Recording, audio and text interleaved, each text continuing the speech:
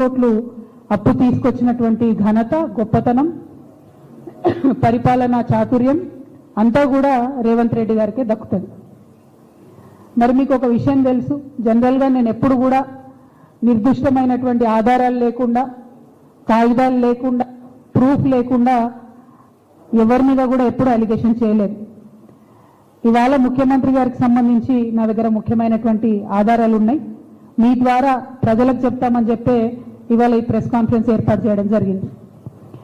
ప్రత్యేకించి మన రాష్ట్ర ముఖ్యమంత్రి గారు ఎప్పుడు ఒక మాట చెప్తూ ఉంటారు, మేము అప్పులు తీసుకొచ్చిన అప్పులు ఏం చేస్తున్నామంటే కేసీఆర్ గారు ఇదివరకు తీసుకొచ్చినటువంటి అప్పుల్ని తిరిగి చెల్లిస్తున్నాం. నెలకు 6,500 కోట్లు రుణాలను మేము తిరిగి చెల్లిస్తున్నాం. కాబట్టే మేము పెన్షన్లు కాబట్టే మేము ఫీ రీఎంబర్స్మెంట్ ఇవ్వలేకపోతున్నాం.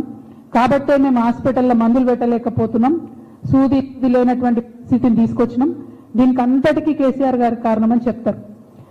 మేము అది ఇదివరకు కూడా ప్రెస్ మీట్ పెట్టి కాగితాలు చూపించి మీరు 6,500 కోట్లు కాదు, నెలకు 1,200 కోట్లు కూడా కడతలేరని చెప్పి ఎక్స్పోజ్ చేయడం జరిగింది. అప్పుడు రాష్ట్రానికి రేవంత్ రెడ్డి గారు తెచ్చినటువంటి అప్పు 1,50,000 కోట్లు ఉండే. ఇప్పుడు రేవంత్ రెడ్డి గారు తీసుకొచ్చిన అప్పు 2 లక్షల కోట్లకు చేరింది. ఆయన 2 లక్షల కోట్లు తీసుకొచ్చినా కూడా పెన్షన్ అయితే ఇస్తలేడు, ఆడపిల్లలకు మహాలక్ష్మి పథకం అయితే ఇస్తలేడు. మనమేమనుకుంటాం, పోనీ ఇంకా కూడా అప్పులు కడుతురేమో అనుకుంటాం. అయితే ఆర్ఈసి, రూరల్ ఎలక్ట్రిఫికేషన్ కార్పొరేషన్ అనేటటువంటిది దేశంలో ఒక సంస్థ ఉంటుంది. ఆ సంస్థ అన్ని రాష్ట్రాలకు కూడా రుణాలు ఇస్తూ ఉంటుంది పెద్ద పెద్ద ప్రాజెక్టులు కట్టడానికి. అది ఇరిగేషన్ ప్రాజెక్టులు కావచ్చు, ఇంకోటి కావచ్చు ఇస్తా ఉంటుంది. ఆ రూరల్ ఎలక్ట్రిఫికేషన్ కార్పొరేషన్ అనేటటువంటి సంస్థ కేసీఆర్ గారు ఉన్నటువంటి సందర్భంలోనే కాళేశ్వరం ప్రాజెక్టుకు, అట్లనే ఇతర చిన్న చిన్న ప్రాజెక్టులకు, అది దేవాదుల కావచ్చు, తుపాకులగూడెం బ్యారేజ్ కావచ్చు, ఎస్ఆర్ఎస్పి వరద కాలువ కావచ్చు, వీటన్నిటి కోసం ఇంకా కొంత అప్పు వాళ్ళ దగ్గర మనం తెచ్చుకున్నటువంటి అప్పు కేసీఆర్ గారు ఇమీడియట్ గా ప్రాజెక్టులను కడుతూ అప్పును కూడా వాళ్ళకి కట్టాల్సినటువంటి కిస్తీలు ఏవైతే ఉంటాయో, ఇన్స్టాల్మెంట్లు ఏవైతే ఉంటాయో, ఈఎంఐలు కట్టుకుంటూ పోయింది కేసీఆర్ గారు. అందుకని ఆ సంస్థ కేసీఆర్ గారికి 2022లో మనకు ఏ గ్రేడ్ ఇచ్చింది అంటే ఎప్పటికప్పుడు అప్పు బాధ్యతాయుతంగా చెల్లిస్తున్నటువంటి రాష్ట్రాల్లో ఒకటిగా కేసీఆర్ గారు ఉన్నటువంటి సందర్భంలో ఏ గ్రేడ్ ఇచ్చింది.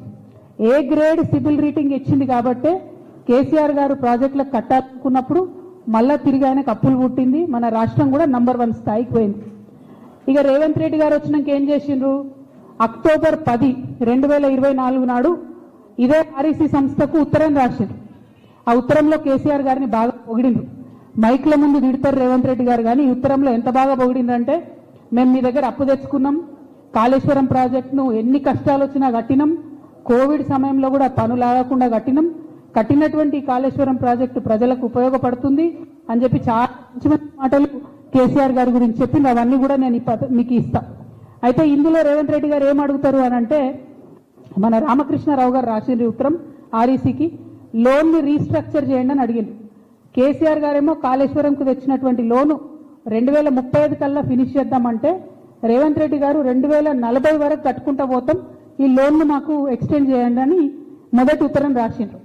తర్వాత వాళ్ళు మళ్ళా రిప్లై రాసిండ్రు, మేము మీకు లోను పెంచలేము, మీకు 2035 లోపలనే మీరు ఫినిష్ చేసుకోవాలి, మీరు కట్టాల్సినటువంటి కిస్తీలని టైంకి కట్టాలి అని చెప్తూ రాస్తూ వాళ్ళు ఒక అలిగేషన్ చేస్తారు. ఏమనంటే, గత 3 నెలలుగా, అంటే ఇది 2024లో వచ్చినటువంటి ఉత్తరం, జరుగుతున్నటువంటి ప్రతి ఉత్తరాల్లో వాళ్ళు ఏమంటారంటే, మీరు డెట్ సర్వీసింగ్ లో కన్సిస్టెంట్ డిఫాల్ట్ చేస్తున్నారు, అంటే మీరు కట్టాల్సింది కడతలేరు, 3 నెలలుగా కట్టాల్సింది కడతలేరు, ఆర్బీఐలో ఒక్క రోజు లేట్ అయినా కూడా మా సంస్థకు చెడ్డ పేరు వస్తుంది, కాబట్టి మీరు తక్షణమే అప్పు చెల్లించండి అని చెప్పి వాళ్ళు నవంబర్ 2024లో రాసిండ్రు. రాస్తే కూడా రాష్ట్ర ప్రభుత్వం చీమగుట్టినట్టు కూడా లేకుండా కాళేశ్వరం ప్రాజెక్ట్ని కంప్లీట్గా ఒక నాన్ పెర్ఫార్మింగ్ అసెట్ గా మార్చాలని చెప్పి వాళ్ళు విస్మరించిండ్రు. ఉత్తర ప్రత్యుత్తరాలు జరుగుతూనే ఉన్నాయి మొత్తం సంవత్సర కాలంగా. ఇవాళ మొన్న 20 రోజుల కింద జూన్ 6 నాడు ఆ సంస్థ మళ్ళా ఉత్తరం రాసింది రాష్ట్ర ప్రభుత్వానికి. ఏమనంటే, 28 జూన్ అంటే ఎల్లుండి 28 జూన్ లోపల మీరు కట్టాల్సినటువంటి 1,321 కోట్లు కడతారా, లేకపోతే డిఫాల్ట్ అని చెప్పి మీరు ఎన్పిఏ అని చెప్పి మేము రాయాలన్నా. అట్లా రాస్తే క్లియర్గా చెప్తారు, మీ రాష్ట్రానికి ఇబ్బంది, మా సంస్థకు కూడా ఇబ్బంది, ఇద్దరి రేటింగ్స్ కూడా పడిపోతాయి, దయచేసి వెంటనే కట్టండి అని చెప్పింది. నేను ఇవాళ ముఖ్యమంత్రి గారిని ప్రజల తరఫున డిమాండ్ చేసేది ఒకటే, ఏంటంటే మీరు 2 లక్షల కోట్ల అప్పు తెచ్చిరు ఇప్పటి వరకు, మీరు కడతామని చెప్పినటువంటి అప్పు కడతలేరని ఆ సంస్థనే చెప్తున్నది. ఏం చెప్తొచ్చారు మీరు? కాళేశ్వరంలో 1000 కోట్ల అప్పు కేసీఆర్ తెచ్చి నేను కడుతున్నాను, కడతలేరన్నానని నేను ఆధారాలు ప్రెస్ మిత్రులకు ఇస్తున్నా, పత్రికా మిత్రులకు ఇస్తున్నా. మరి ప్రభుత్వం ఇప్పుడు జవాబు ఏం చెప్తుంది? మీరు ప్రాజెక్టులకు డబ్బులు వాపసు కడతలేరు, ప్రజలకు పథకాలు ఇస్తలేరు, మరి ఎక్కడికి పోతున్నాయి తెచ్చిన డబ్బులు? ఎందుకు రాష్ట్రం మీద అప్పులు తీసుకొచ్చి ఎక్కడికి మళ్ళీ ఇస్తున్నారు? దానికి కూడా ఒక ఆధారం చెప్తా, కాగితం వచ్చినాక ఇంకా బాగా చూపిస్తా. కానీ జరుగుతున్నది ఏంటంటే ఒక కొడంగల్ లిఫ్ట్ ఇరిగేషన్ స్కీమ్ అని పెట్టి